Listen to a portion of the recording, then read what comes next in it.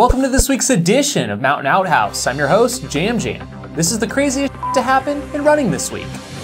This week's stories include the solution to ultra race littering, a new Mount Mitchell course record on the East Coast, and what running YouTuber just hit 100,000 subscribers. It's not me.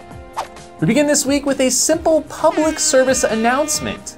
Just a friendly reminder that trail and ultras are not your standard road race, where you can toss that cup on the ground or ditch your Goodwill purchased jogging suit at the start line. We abide by the principle of leave no trace, meaning pack it in, pack it out. Littering is not an acceptable practice, and all you should leave behind are your footprints and maybe a few drops of sweat and blood. Nobody wants to see a trail trashed. In fact, we uncovered this very sweatshirt I'm wearing, disposed of in the first few miles of the Black Canyon 100K, along with an unsightly gel wrapper.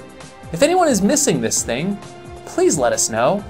Speaking of littering, I really dig this next story coming to us from Sweden, where people are doing Plogga, supposedly meaning to pick and run at the same time. People are literally jogging around picking up trash and garbage. Just search for the hashtag Plogga and plogging and see what we mean. Even Ida Nilsson is getting involved. Now this is something I can really get behind. Just don't ask me to pick up your shit. Literally, literal shit. Before we get into this week's race recaps, we have to give a huge shout out to the Ginger Runner and Mile Long Legs, Ethan and Kim Newberry, for their amazing milestone of 100,000 subscribers on the Ginger Runner YouTube channel. Let's all send them a huge Outhouse Nation congratulations.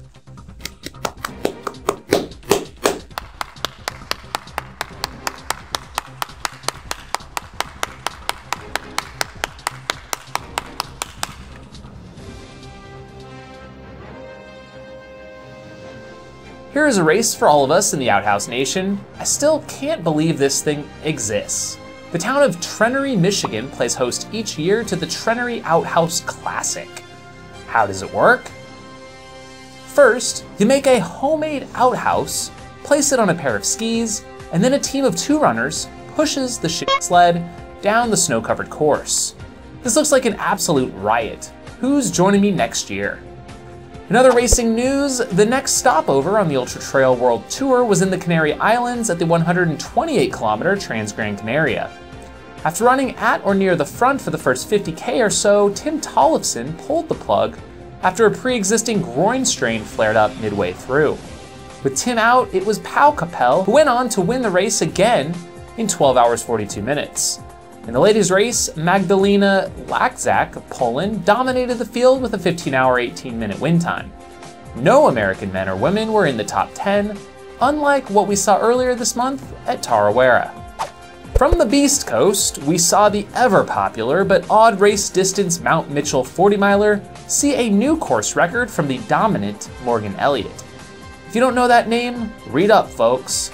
Morgan has been fairly dominant at the 50K distance, including wins at Quest for the Crest, Flagstaff Sky Race, and the Power of 4 over the past couple years, and a second place at Run the Rut 50K last year. His 4-hour 20-minute time was 30 minutes ahead of second place at 11 minutes under the course record. Eliza LaPierre was first for the ladies in 5:31 as she had a 23-minute win margin over second place. The Lake Ouachita Vista Trail Endurance Run, or Love It 100, was supposed to be held this past weekend in Arkansas, but was canceled thanks to flooding and thunderstorm/tornado warnings forecast over the weekend. When Josie Rozell heard the news, she was crushed. But her parents who came to crew her reportedly looked at her and said, "Hey, the course is still marked. You could run anyways." So she did. With her parents as crew, she finished the 100 miles in 31 hours, 39 minutes. Holy crap, this is awesome. Coolest part is it looks like she still got the buckle after all.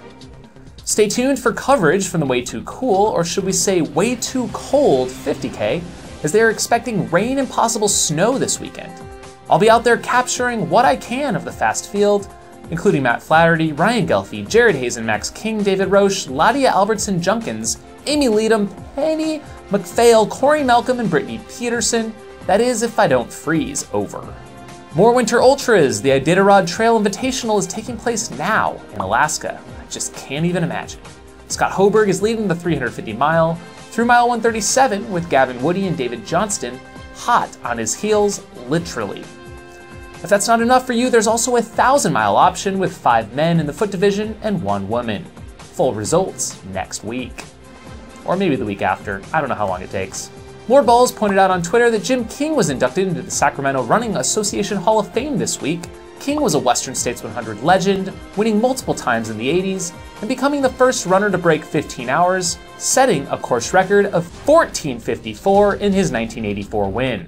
There was a death at the Columbus Trail event on the island of Santa Maria in the Azores. The cause is unclear, but the event was immediately canceled. Thoughts to the family members. An update on the Rabbit Cup we spoke about last week. It appears clothing brand Rabbit may have hopped on board. We don't have any official confirmation of this, but they tagged Eric Sensman, Tyler McCandless, and Chris Brown in a tweet, all members of the Rabbit Pro team. Just remember, if you're really serious about this one, you have to have at least one female member on the team. Billy Yang just released a beer mile video taking place in Silverton, Colorado on his YouTube channel, Billy Yang Films.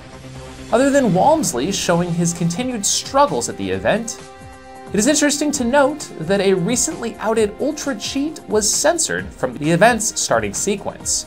No idea who that could be. And in other news, we want to give a quick shout out to birthday girl and Northwest correspondent, Maya Ray Ray. Happy birthday. And with that, thanks for tuning in, and we'll see you next time. If you have crazy stories to share, or a question or feedback for the show, leave a comment below. And as always, a huge thank you to our Patreon supporters who help keep this show going each and every week. Go check us out on Patreon for all the benefits. Have a week.